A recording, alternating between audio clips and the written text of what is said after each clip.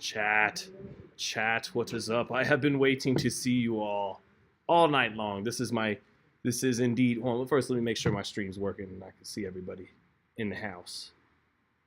But we're just gonna wait a moment here, chat. Make sure we're good to go, no technical difficulties. Just wait, where am I? Just waiting, chat. Making sure we're good to go. Start streaming this now. Aha, that's a good sign. It's a good sign. It's not a good sign that this ad will refuse to end, but it's a good sign that, hold on, let's see. Chat, are we live? Hold on, chat.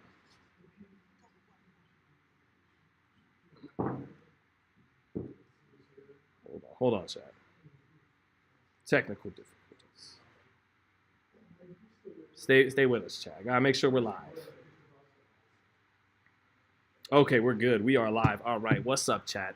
It is my favorite part of the night of these big fights, and it's the part where after working the fight all week, I get to come on here and say, I told you so. I was right again. We finished this year after pick Benavidez by knockout in this fight. I thought it'd be harder. I thought it'd take longer. I thought he'd get Andrade out of there late, but Benavidez performs. Let me get the hair right. Benavidez performs beautifully. And tonight was that rare blend you get in boxing where the fighter is both really exciting and elite.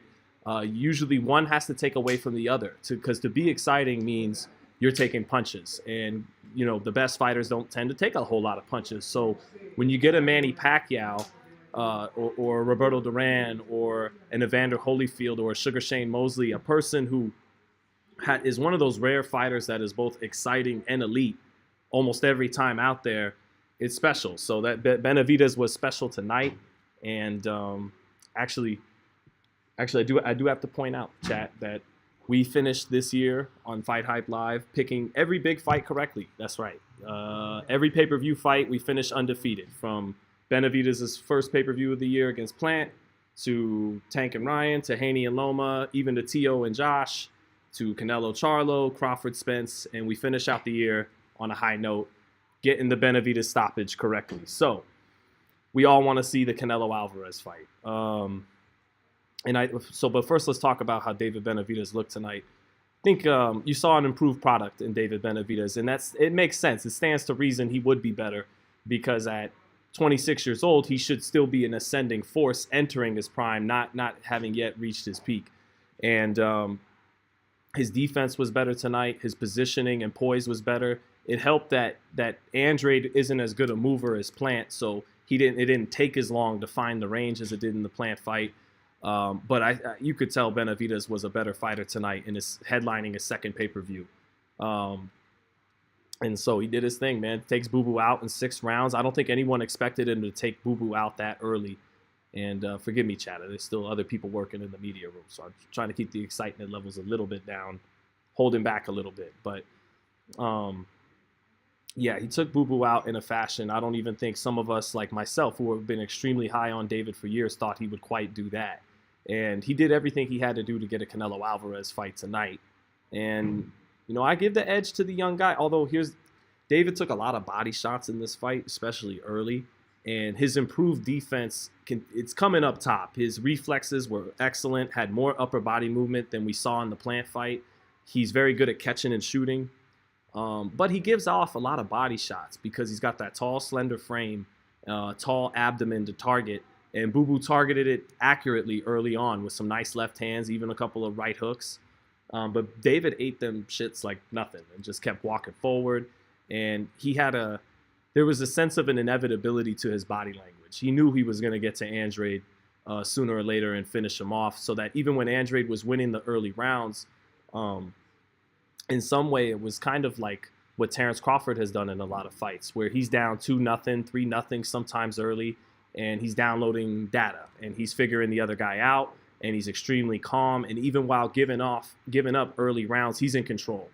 And that was Benavidez. Even as he was giving away some early rounds to Boo Boo on my card, he always looked in control.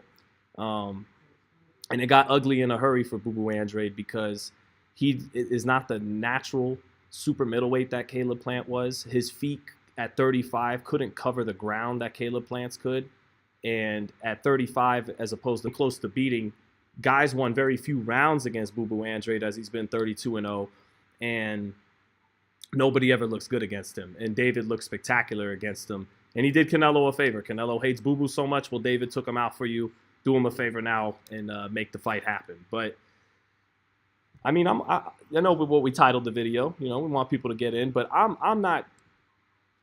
I just want to see the fight in 2024. I think it should happen next in May. But if Canelo wants his second of a 3-fight deal with PBC to be another very winnable fight, Jamal Charlo, Jaime Munguia, no one's asking for those fights. Canelo will get criticized if he goes through with those fights instead of Benavidez. But ultimately, if he agrees to fight David next September anyways, then we're all good. We're all good. And I do think that fight's coming next year because Benavidez has brought in pretty good crowds from Arizona in back-to-back fights and headlining pay-per-view shows in Vegas. So now it's not just everyone knocking on Canelo's door because it's this great stylistic fight. It's a big, big money fight. And, you know, I think they should fight in Allegiant Stadium where the Raiders are playing tomorrow as opposed to T-Mobile because I think they could sell it out. Canelo sold out Cowboy Stadium against Billy Joe. This is a much bigger, better fight than that.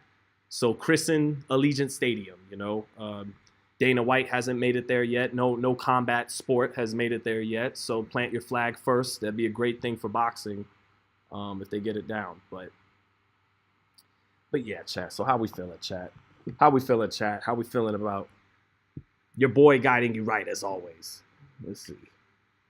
Such an exciting fight. Queso Diamante. What's up, Queso Diamante? Thank you always, brother. What's up to you?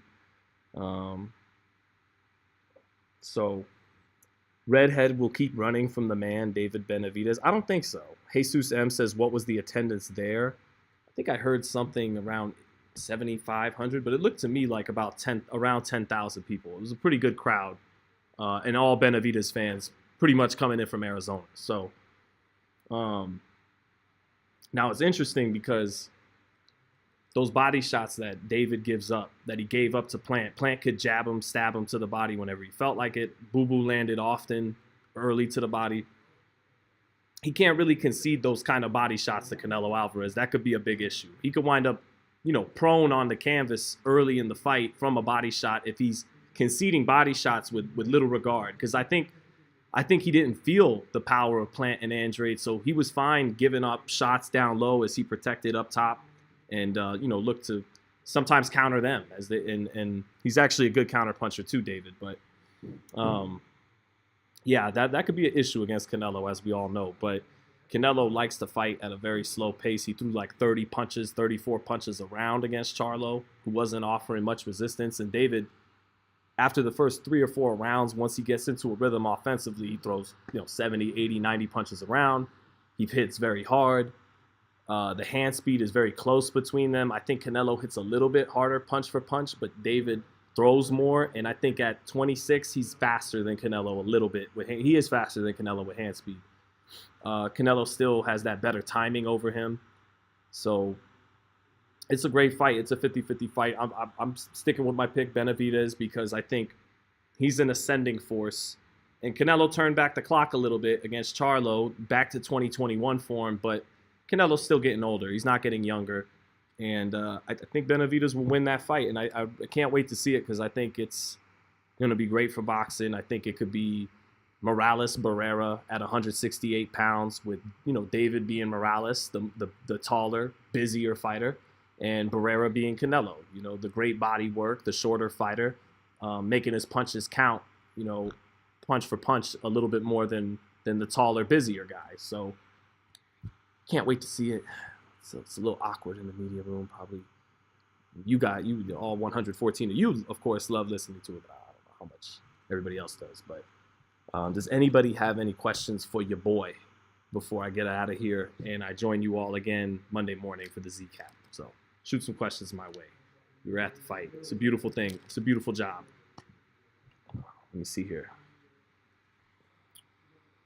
These are your comments right here. David is so young and powerful. Stamina is off the charts, and Canelo is washed. I don't think Canelo's washed. He may have indeed peaked but still one of the best fighters in the world. But I do favor Benavidez. Um, let's see. Do I have David winning on the cards versus Canelo? I do. You can't really knock out Canelo, but I suspect David's the rare fighter in the game that could hurt Canelo, and he'll actually try to hurt Canelo, because even Dimitri Bivol, who beat Canelo, didn't try to hurt him. He never really sat here or there, but for the most part, he was intent on going the distance and not taking crazy chances in the exchanges and not really fully commit into his power shots so he could get back in time defensively for whatever counter was coming back. Callum Smith is a good left hook puncher who never even let it go against Canelo. He fought to survive from pillar to post. Plant, Saunders, not punchers.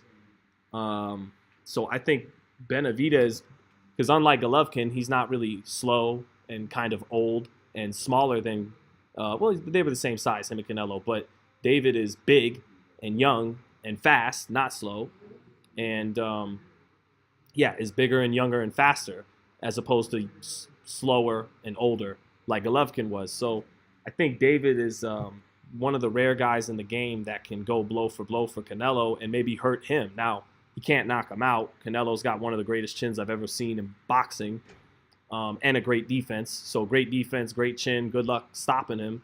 But I do think Benavidez can exchange with him and hurt him in a way that other fighters, outside maybe Artur Beterbiev at light heavyweight can't. So there's that. And that's just going to be a firefight, man. Canelo's going to look to stop him to the body, especially early. And David will welcome Canelo staying in the pocket, because Canelo has a better defense than Plant and Andrade, but he stays in range. He stays in the pocket so much more than them that might stylistically be more advantageous for Benavidez in some ways. So we'll see. Someone asked about Ergashev. Ergashev fought a beautiful fight for like 4.5 minutes, for like a round and a half. And then I don't know if he got tired or if it was a horrible miscalculation, but he decided someone should have told Ergashev, maybe my man Sugar Hill Stewart, do not, if you can help it, stay in the pocket with Subriel Matias. If you stay in the pocket with Subriel Matias, that's what's going to get you fucked up. And he was staying on the outside, nailing him with the straight left hand beautifully for about 4 minutes. And then either he began to tire already in the second round, because he never fought in a title fight like this, in a stage like this in Vegas, and his legs couldn't keep that up. And so he had to fight in the pocket because of that, or he made a horrible miscalculation that I'm hitting him early. I think I'm hurting him. Let me stay in there and keep landing hard shots, but going shot for shot. Now you're fighting Matias's fight. You're not going to win that fight. And respect to Matias, because I get on a lot of these lives and talk about his defensive limitations, and he's easy to get hit. But he is an excellent offensive fighter. And he's not really adding things to his game or to his arsenal, but he's perfecting what he does best, and that's get busy with combinations in the pocket. And he put together his punches beautifully, cleaned up with the left hook beautifully, right uppercut, left hook, all these different assortments of punches with both hands. He has become, probably Matias fans will say, where you been? But he has definitely become one of the most TV-friendly fighters in boxing, for sure. And he keeps getting better at what he does. Now, is he working on this great jab? Is he working on great defense? No. Again, he's not really adding to his game, but he's perfecting what he's already good at. And super fun to watch. Some people are starting to make him the boogeyman at 140. Devin Haney wasn't interested in the fight when asked about it. I asked Teofimo today about him. He said he didn't see the fight. But none of the stars are anxious to get in there with Matias. That being said, I think Haney and Teo would beat Matias, but he could be bad for your health. So you don't take that fight, I guess, unless you really want that IBF belt, or you have to. And Teo and Devin don't seem to really fall underneath either category, so there's that. But he is very fun to watch, and I'll put it even more. I've always liked watching Matias, but sometimes focused on his flaws more than what he brings to the sport. So great night for him. I have a super chat from one of the best characters in HBO history, Kenny Powers. Thank you, Kenny. Kenny, who once famously said on Eastbound and Down, I throw the ball hard as fuck, therefore I know everything. Kenny Power says, David at 26 years of age, 4 world champions on his record. What are they going to say now? Canelo can't pass on this fight anymore. Well, actually, Kenny, I agree with you, but he can because he can. And I think he maybe will in May because he feels like it, and he can. But a performance like this tonight, maybe it does speed up the fight happening in May because he did Benavidez did sensational. He got an A+. He exceeded even kind of high, tough expectations placed on him tonight. Because again, if he would have went the distance with Andrade and it looked like the Plant fight, his stock would have stayed stagnant. And kind of like I was talking about with Matias, more people would have been focusing on his deficiencies as much or even more than what he did right tonight if it would have went the distance like Plant. So there was this high expectation placed on him tonight to get the knockout, but he got it sooner and more devastating than even, I picked him by knockout, but I didn't think he'd get it done like that. So maybe this performance gets Canelo's butt in the ring in May. But I believe Mexican people, actually, I'm pretty goddamn certain, they hold Mexican Independence Day weekend in September as a much bigger and important holiday than Cinco de Mayo anyways, which is a more Americanized holiday. So business-wise, it might make the most sense to do it next September anyways. But, I'm like you guys. I'm not a businessman in boxing. I'm more like one of you, so I'm down to see it in May, absolutely. But kind of like I want to see Bud in Boots, but I'm not going to drag Terrence or say he's ducking because I understand where he's coming from, why the Boots fight won't happen. I'm not going to drag Canelo or say he's ducking if, in fact, he just wants to put it off till September and not do it in May. All right, champ, do what you got to do. But as long as you give us that fucking fight in 24, we're good. We're happy. King Sakuna says Canelo hasn't ducked smoke yet. Yeah, I agree. He even fought Lara when he didn't have to. Almost lost, but he pulled it out. Tay-Day, what's up, Tay-Day? Good to see. Oh, Jamel Herring. Jamel Herring is in the chat. Great to see you, Jamel. Said it's hard for anyone to beat that dude. He's coming at. No, give him props for beating Lamont Roach. Yeah, Jamel Herring. Jamel, I hope you're still in the chat. Props for beating Lamont Roach. Me and your boy Ron Goodall, we were ringside, and we kept saying people slept on the run Jamel had with Bomac. Bomac didn't get enough credit, and Jamel didn't get enough credit. They tried to kind of make it like, oh, we got the WBO belt. He got the top-ranked finesse. But no, man, he did his thing against Ito, knocked out Frampton, and you could just tell Bomac got something extra out of him that Jamel wasn't bringing out before he got with Bomac, and that's why he became world champion. It wasn't for any other nonsense. But yeah, props to beating Lamont Roach, Jamel. And Lamont Roach tonight, by the way, I thought Hector Garcia would outbox him, would be a step ahead. He kind of started to do that in some of the middle rounds, but he lost the early rounds. And Lamont Roach from round 1 was fighting with badder intentions than Hector Garcia. Hector, to put it in layman's term, kind of wanted to play tag a little bit. And Lamont was really trying to throw some heat and put some hurting on him. And he gets that knockdown in the 12th. And he pulls off the upset. And I'm happy for him.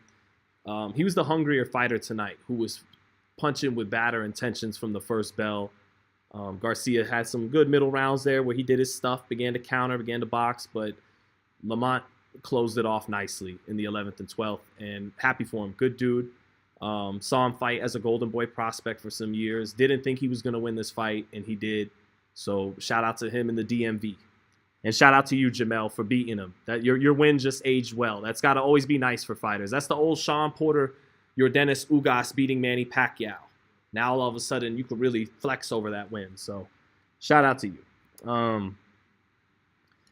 Tay-Day, what's up, Tay-Day? Tay-Day said thoughts on Charlo, bro. I thought,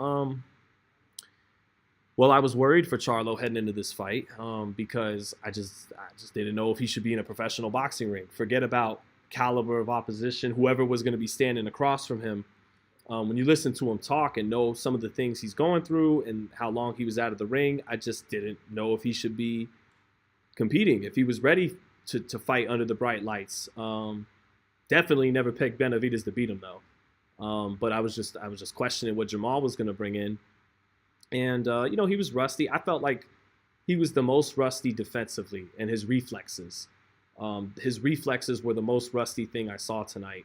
But offensively, he got it going as the fight progressed. And by the middle to late rounds, he was throwing some really nice combinations, did some beautiful things with the uppercut where he'll jab to the body, jab to the head, hook, and then throw the uppercut off the left hook beautifully in sequence. Then he mixed in the right uppercut. And all night he hit Benavidez Jr. with everything, except he never got him sitting down on that anchor right hand. And when he finally did in the 10th round, lined it up, he hurt Jose badly, closed the show pretty good. I want to see him fight Plant.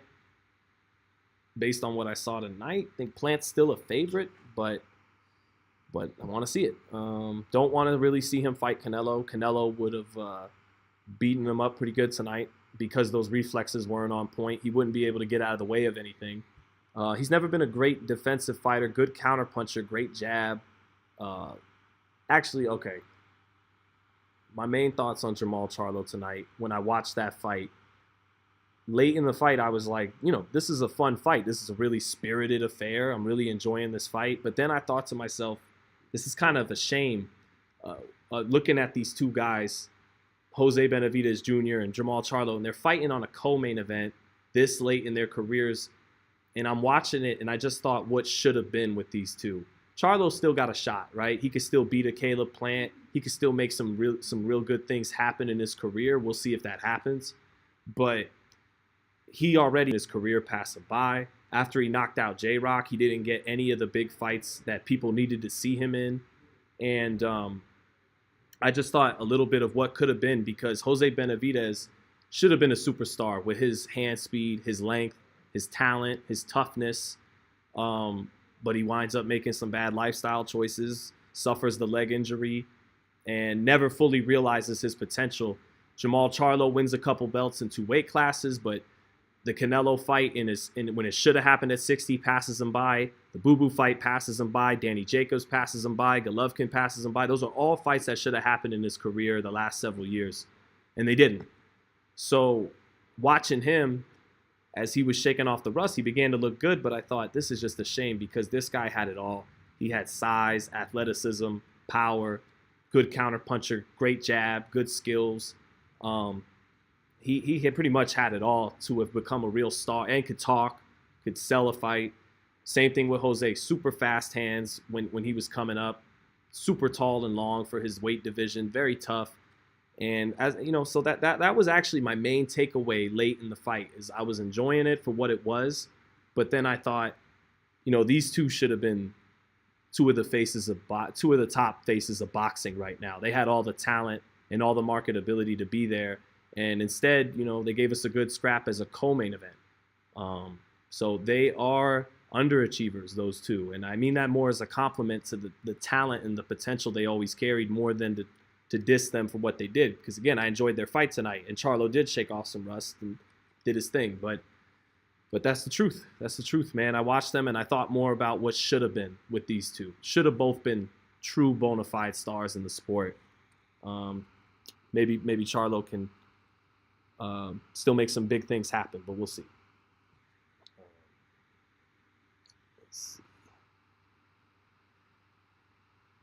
Prince asks, do you think Canelo's patterns of fatigue will get him his first stoppage loss against a body snatcher who gets going late when guys slow down, who has a solid guard while throwing sharp punches? I mean, anything's possible. Anything's possible. Benavidez has become one of the top 5 offensive arsenals in boxing. His defense is getting better. He showed a good chin tonight. And that was something when he was a kid, when he was 19, 20, getting dropped by Ronald Gavril, that some people had a question about. And Andrade isn't some puncher. He wasn't a knockout puncher at 54 or 60, but he sits down on his left hand, and he sat down on some shots. And credit to Boo Boo Andrade, who looked like the fight was pretty much done after he got dropped in the 4th, and he sat down in the middle of taking a beating and landed some thunderous, great power shots on Benavidez that had no effect. So credit to Benavidez's chin there, because even when a middling puncher is sitting down and hitting you with his best shots, if you have a bad chin, we're going to see it. And he walked right through it. And then for Andrade to muster that effort as the fight was dwindling down and the stoppage was inevitable, give him credit for his heart there. Even though he couldn't make it out after the 6th, but I definitely give him credit for his heart there. And this is a tough business, and I feel a little bad for Andrade because his prime was 54 and 60. His fights, he would have beat Billy Joe Saunders, and Billy Joe popped. He never got the big fights with the Charlo brothers, with Golovkin. He would have beaten Jaime Munguia probably at 160. Munguia never turned in as his mandatory, so he winds up all those opportunities pass him by for one reason or another, finds himself all the way up at 68 where his legs aren't what they used to be, and he gets fed to the Mexican monster, and he got eaten, and it's a tough business. So, but still credit to Andrade, who was 32-0, an Olympian 2-division champ, and has nothing to be ashamed of, but Benavidez has a lot to be proud of. So, what did Floyd and Mike have to say on the fight? I don't know, Kaiser. Wish I had it like that. I wish I could call Floyd and Mike and ask and figure that out for you right now, but I did not get a chance to catch up with either one. I did catch up with Terrence Crawford, who said it's a 50-50 fight, and he was very impressed with David Benavidez. He was pulling for Andrade, but was very, very impressed with Benavidez. And he said him and Canelo's a 50-50 fight, and he said David's one of the best offensive fighters in the whole sport. So high praise from the pound-for-pound number one. And speaking of pound-for-pound, David said after the fight that he doesn't think he deserves the pound-for-pound list. And you got to love this kid, man, because he's the Mexican monster in the ring, and he has I've always said this, he has an endearing tenderness and vulnerability out of the ring. And you saw him tear up and almost cry, getting choked up, talking about how much he loves his father, his wife, his mother, his son, and how happy he is to make them proud. So that's very endearing. A guy who can shed tears outside the ring, hug and love his son, be a tender, approachable man outside of the ring, but then in the ring, give you all the violence you want when you pluck down money for a fight. So that is why this is, maybe my favorite guy to cover in boxing right now, if I'm being quite honest. So really enjoyed the whole thing, the whole spectrum. Even if David wasn't as happy with me as he usually is, because I was asking about his weight and pizza and defense and all kinds of tough things, trying to keep him on his toe, trying to keep him sharp. It was good for him. So he did his thing. I want to see Benavidez versus Bivol, two offensive-minded guys, says John Ravens. Bivol's not particularly offensive-minded. Benavidez is one of the most offensive-minded fighters in boxing. Bivol's a boxer-puncher, emphasis on boxer. He could punch too, but he doesn't have the temperament to want to knock guys out. He plays it a little more safe. Best punch is his jab. Benavidez has said, he told me back in, I think it was somewhere in Southern California, he was getting ready for a fight. I'm trying to remember the fight, but this was, I think, 21 or 22, 2022, 2021. He was at the short-lived Fight Stars Mansion, and he told me there about how well he did against Bivol, that he did extremely well. And from other sources, not David himself, other sources told me he may have even stopped Bivol in sparring. That's cool. That's cool. I don't doubt it. I don't think that's a fib. But at the same time, we know the real thing is different than sparring. And some of what Plant did to give Benavidez problems, moving around, having a great jab, Bivol can do much better, and unlike Plant, has the power to keep Benavidez honest and has the punch resistance to probably withstand it much better than Plant did, and the physical strength to hold his own on the inside when he needs to. But you can't go off that Plant fight forever. Benavidez, it was obvious to me he learned from that fight. His defense was better. His composure and patience early in the fight was a little Terrence Crawford-esque, a little, because guys like Terrence and Floyd didn't really give a shit if you got up 2-0 on them. They were figuring you out. And again, even while you were up 2-0, they looked like the boss in there, and that was David tonight. So maybe those things that gave him problems against Plant, he's getting better at dealing with. It looked like it tonight. So I'd love to see it. Am I picking Bivol? Nah, I'm kind of kind of a Benavidez fanboy. You know, I keep it as objective as I can. I even ask him questions he doesn't like, but it's kind of David over everybody right now. Just that's that. So let's see.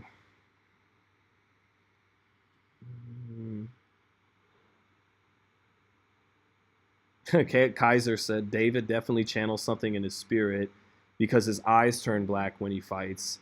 In the last round, Andrade tried to dap Benavidez, but Benavidez gave him a death stare and put fear in him, as he should, because all the time to hug and to dap is long gone once the bell rings. So I like that from Benavidez.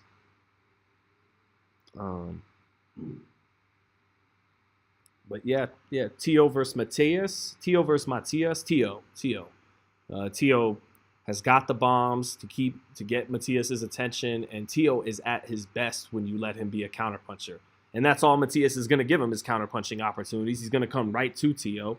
That's not the guys that give him problems. The guys that give him problems are long and force him to cut the ring off and keep him on the outside. If you come right to Teofimo Lopez, you're playing into his hands. That's what he's great at. So, but at the same time, what makes a Matias matchup interesting is we know Tio mentally, he could be up and down sometimes. So maybe Matias takes him to a place where he could break him mentally, but I don't think so. I think Tio is a great, flashy counterpuncher, and he'll have all the countering opportunities he needs against Matias. I think he really does well with guys that try to press him. So yeah. Let's see, chat. Please hit the like if you have enjoyed this so far. I got a quick super chat from DJ Curtis. Good to see you again, Curtis, from earlier. You were in the live earlier. I appreciate you, brother. Do you think Benavidez can beat Beterbiev at 175? Well, yes. Would he? I don't know. But can he? Yes. That's tough. You know what? Maybe not right away. Maybe Benavidez would have to acclimate to 75. But look, Beterbiev's what? Almost 40 years old. Is 40 years old. Almost 40 years old. He showed against Joe Smith that if a guy comes right to him, he has underrated footwork. Beterbiev. He can actually turn you and fuck you up with that freakish power. But actually his footwork gives me pause, because if Beterbiev, even with his power, even with his precision, with the way he throws his power shots and how, if he just was a come forward guy, I'd feel like the hand speed advantage for Benavidez would be too great that he could pull that off. He could beat Beterbiev. But because Beterbiev showed in that Joe Smith fight and other fights, his footwork's underrated, not just a puncher. That could be a problem for David, but look, I told you I'm gonna go Benavidez over the field right now. It's Benavidez over everybody. So I think that his hand speed advantage, which is significant, his youth, and the fact that he's gonna be stronger at 75 and even more healthy at 75 than he was at 68. Think Canelo moving from 54 to 60, and the fact that he too punches very hard when he'll come up to 75, and what's the other thing? Yeah, all those factors. I think he could do it. Younger, faster, is not going to be some small guy moving up from 68. He's going to be big and strong at 75 himself. He doesn't hit as hard as Beterbiev. Nobody does, but he hits very hard. And he's much younger and faster. Speed kills. So I think Benavidez could do it. But he had, to be fair to Beterbiev, he had the option to a couple years ago. Once he got stripped of the title at 68, I believe he was number one in line for Beterbiev for the WBC if he so chose to do it. I remember talking to David about that fight, and he told me, that's a tough motherfucker. Not that he can't beat him, but acknowledging, I'm at 68 right now, and I got, and I didn't necessarily plan on jumping to 75. That's a tough motherfucker. So to be fair to Beterbiev, Benavidez could have already fought him and chose to stay at 68. But if they fought next year and David moved up to 75, again, I think it'd be a little bit like when Canelo moved from 54 to 60. I think it'd only make him better. And he's a big guy who's probably a light heavyweight getting down to 68 anyways. I think Jim Lampley told me after the fight, I want to see Benavidez at heavyweight. And I love Jim. And I was so happy Jim got to see David ringside because he should have been calling David's fights. That would have been awesome to hear. But, yeah, Jim's tripping. And I love Jim. No, David can't go to heavyweight. Cruiserweight. David should be a 3-division champion, super middleweight, light heavyweight, cruiserweight. But these heavyweights are 6'7", 6'8", 6'9" now. No. All right, got a super chat as well from Kenny Powers, one of the greatest characters, again, in HBO history. He says, hot take. Haney silences some of his critics by making easy work of Regis Prograis, cruising to an easy unanimous decision. I don't know how hot a take that is, Kenny Powers. I think there's some people who feel that will happen. I think just about everybody's picking Haney to win. To your point, how many of them are picking him by blowout? I don't know. But I do know most media are picking him to win. But I get what you mean. The hot take is that Devin's being classified as a mover, not the most exciting. He'll outpoint you. And it sounds like you think he's going to light his ass up. So I think he can do that. I'm curious if he's, like I was just talking about David moving up to 75, how much better he looks at 40, because I think he is going to look better. And just like Benavidez at 26 is getting better, having headlined his first pay-per-view against Plant, and you saw some improvements in his game already against Andrade. Devin Haney's 2 years younger at 24, coming off his first headlining pay-per-view against Lomachenko. You should expect him, because it's only that's the common sense, is in your mid-20s, in your early 20s, as you fight better and better champions, you're only going to get better. So I think Haney will look better, and I'm with you, Kenny Powers. I think he's going to win that fight decisively. I think the real hot take would be if he could stop Regis Prograis. I don't think anyone's predicting that, but I am with you. I think he, beats Prograis handily. Thank you for the super chat, brother. Let's see. Canelo gets stopped by Benavidez? I don't know, man. That's a very hard man to stop. Great defense and great chin. Shakur is a terrible fighter. No, he's not. He'll be all right. Did any of us really enjoy that fight last week? No. Do any of us probably agree with Shakur with his Instagram post that he actually fought a great fight and we're all wrong? No. But he is still an excellent talent with great skills, and he's just got to figure out how to get comfortable with punchers. Maybe he will, maybe he won't, but ultimately, I think he'll be fine. For sure. Sean, what are your thoughts on Canelo saying he doesn't want to fight any Mexicans, but apparently setting up a fight against Munguia? Well, I think I asked him that after the Golovkin. He'll fight Benavidez. He'll fight Mexican people. Okay, let's just let him say things that whatever he will. What do I think if he fights Munguia? Easy fight, nice payday. Just fight Benavidez in 2024 when you're done getting that payday, an easy fight, please, and we're good. Let's see. They said something about him hurting his shoulder and hand. Do you believe any of it? I mean, it's possible, Tay-Day, but, we have no confirmation or proof outside of Aram, his promoter, saying it. And, so I don't know. I don't really think it was the hand. I think, like the Nakatia fight, he felt De Los Santos' power very early in the fight, and for whatever reasons, he just doesn't get comfortable in range, in the pocket, or anywhere near the pocket once he feels guys with power. And the two times Valdez had power, and he was much more comfortable there, but he later revealed Valdez hurt him pretty bad in that fight. So that's just something he's got to figure out at 26. I think he can. We'll see. DJ Curtis says, who wins, Subriel Matias versus Gary Antoine Russell? Matias, because Gary Antoine hasn't been getting the kind of fights to get him ready for a title fight, and I don't know. That's a hell of a fight. That's a great fight. Gary Antoine might beat him, but But Matias is getting better. He's leveling up because he's fighting in title fights. He's staying active, and he's perfecting what he does in that pocket. And he's a better puncher than Gary Antoine, but it's a great fight because Gary Antoine wants to be right where Matias wants to be, in his chest. In his chest. And I do think he's probably a little tougher than... Matias is tough, but Gary Antoine's a dog. So is Matias, but I don't know. Maybe Gary Antoine is a little bit better punch resistance than Matias. I see Matias's head get rocked around. He's been buzzed sometimes. That didn't really happen tonight. He got his head rocked around, but never got buzzed. That's a great fight. I got to give the edge to the champion right now.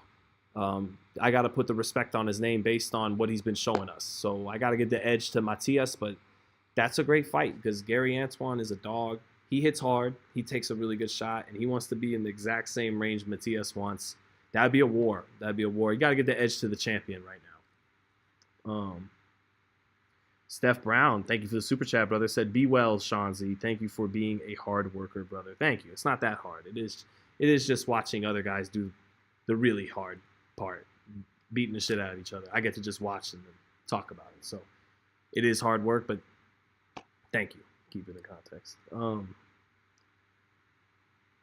So do you think Tank will fight Haney next? No. Nope. Maybe he fights Tio. Maybe that's why Teofimo turned down the Ryan Garcia fight, like he told us at ringside. Maybe he secretly is a free agent, isn't actually signed to Bob Arum. And as PBC moves to Amazon Prime and Tank Davis says he's not really that interested in a Cruz rematch, maybe it's happening. Just kidding, it's boxing. It's probably not. But maybe. Fun to talk about. That'd be great. That'd be a Christmas present. Tio and Tank get signed. I think Tio would win that fight, by the way. Yeah. It'd be a great fight, though.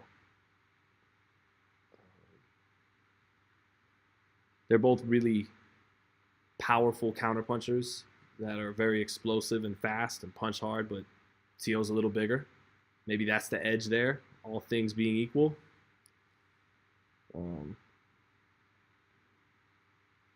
Ralph says, bro, why do Canelo fans hate David? It's probably only creepy Canelo fans that hate David. Probably regular, healthy Canelo fans like David. They just like Canelo more and want him to win. But you know how weird, creepy psycho fans get. That's just how they get. They're going to hate anybody that threatens their boot thang. So they don't, that's all.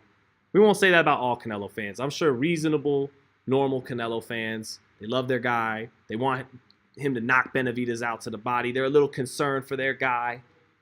They know this Mexican monster is a tall task. But I think only the weird, hardcore sycophants of particular fighters hate on other fighters due to that. So, yeah.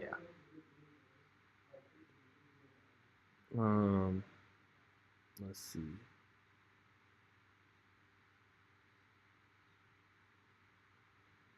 Yo says, as a longtime Canelo fan, I think he loses to Benavidez, maybe badly. I don't think Canelo would like the pressure. I don't think it's so much the pressure, it's the work rate. Canelo likes to fight at his pace, and he dictates the pace because he tames that ass from the opening bell. You feel that power, you try to hit him, you miss your first 5 punches, you see the best head movement in boxing, and he's the boss, and you're gonna fight at his pace. But I think it's more the pace than the pressure. He could take the pressure, he could take the power. He's seen speed like that before, but it's more the pace and that it just doesn't stop, and the kid hits hard and fast at the same time. So, Chris Sanchez says, I'm a normal Canelo fan, but he beats David, and that's fact. There you go, Chris Sanchez. See, nice, healthy Canelo fan. Happy to have you, brother. Who's been the toughest to deal with in an interview? Crawford's been tough plenty of times, but I got him like 3 times this week, so shout out to him. But typically he's pretty hard. Gotta be honest, everyone's getting kind of harder.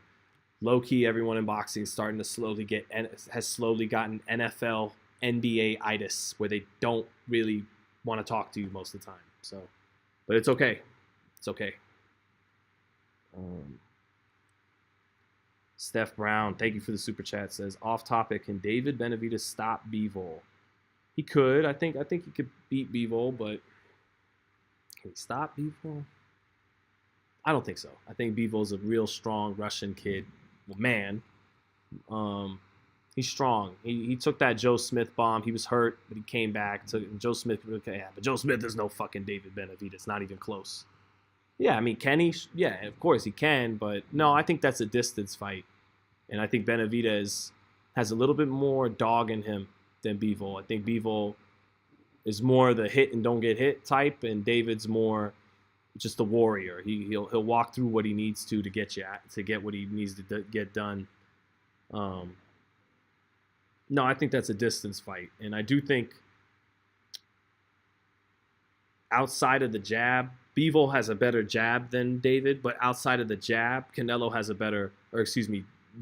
has a better offensive arsenal than him across the board, outside of the jab, which is the best punch in boxing. So that's a lot to contend with. But I got Benavidez in that fight, but by decision, not by stoppage.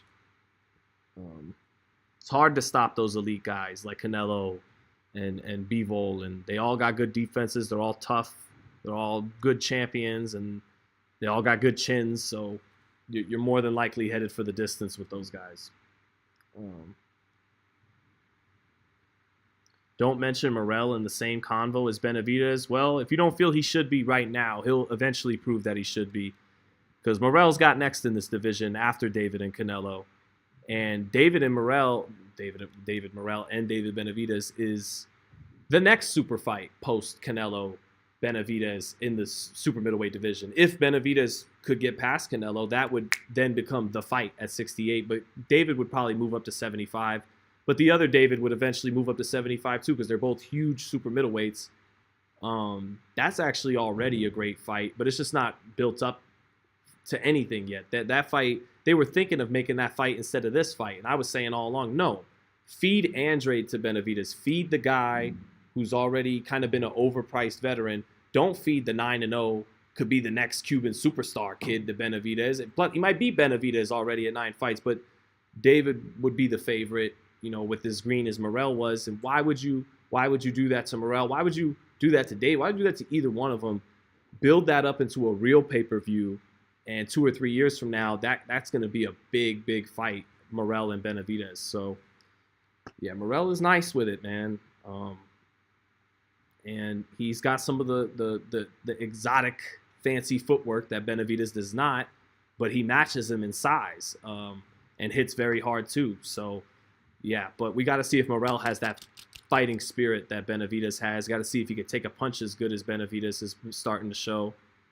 All questions he has to answer in world title fights. He has, he's got a regular belt, but yeah. The PR chin will be the downfall of Morrell, I promise you. Yeah, we'll see.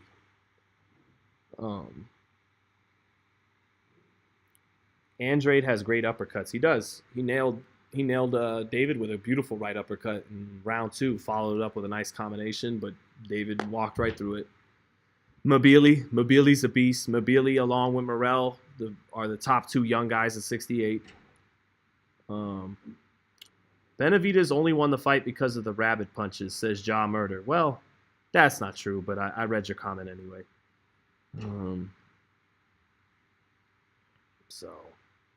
But all right, chat is officially just hit midnight. Let me read this one from CW. CW says, Sean, what you're suggesting is why David and others haven't gotten the fight yet. We can't be protecting these guys and have them sitting around waiting for Canelo. Go beat us somebody and the fights will come. Well, CW, if that's the case, if you don't think you're going to get Canelo, you still don't fight Morrell. Go fight Bivol. Go move up to 75 and fight established fighters for world titles.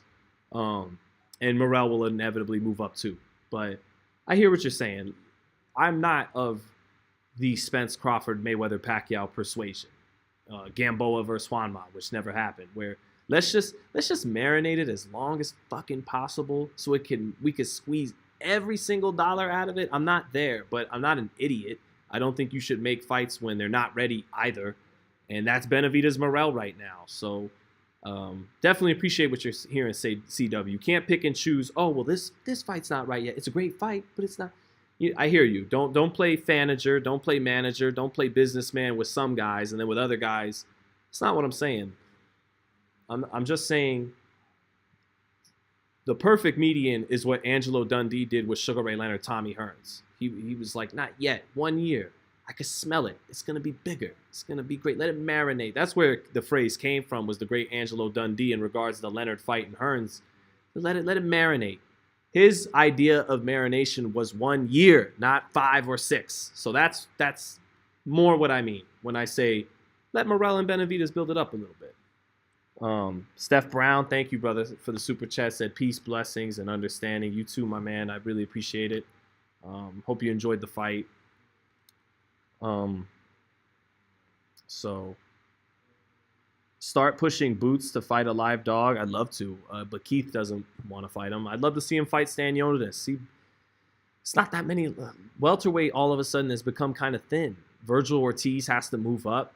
Crawford and Spence are both, gonna fight at 54 for their rematch. Yeah, Virgil, think about it. Those were the other top 3 welterweights in the division besides Boots. Terrence, Errol, and Virgil. They're all gone. And Keith Thurman doesn't want to fight him. So he'll basically tell you this himself. So I don't know. Stanionis, do you really have any doubts that Boots could be? I mean, the fight should still happen, but do you really have any doubts that Boots could be Stanionis? If Boots really, once and for all, like it's not happening, bro. You are not getting Terrence Crawford. He should move up to 54 and fight Tim Tszyu. Why not? He'll beat him. It's not an easy fight. Tim Tszyu's a beast, but he'll beat him. So do it. Instead of waiting around for mid fights. See you, Andy. See you, brother. Have a good one. Shout out to Andy Purewall in the house. Issa Ortiz says, Sean, you ever been told what not to ask as a reporter? And do you think you will? Yeah, it's happened. I can't recall. But yeah, hey, he's talking, but he doesn't want to talk about this, just so you guys know. Like, I've heard that line and obeyed it, to be quite honest with you, because getting something on something is better than nothing on nothing. So, it sucks. It'd be like that sometimes. But yeah.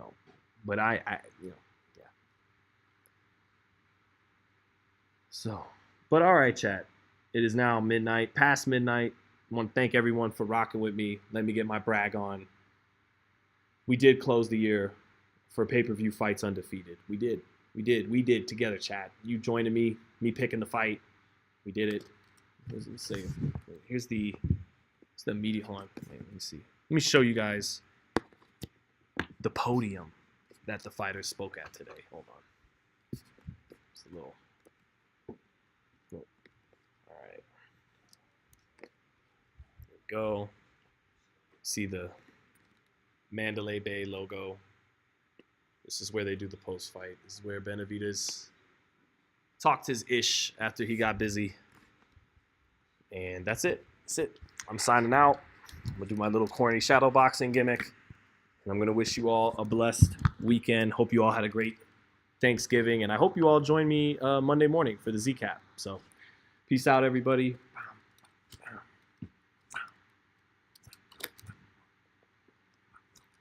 And I'll see you later.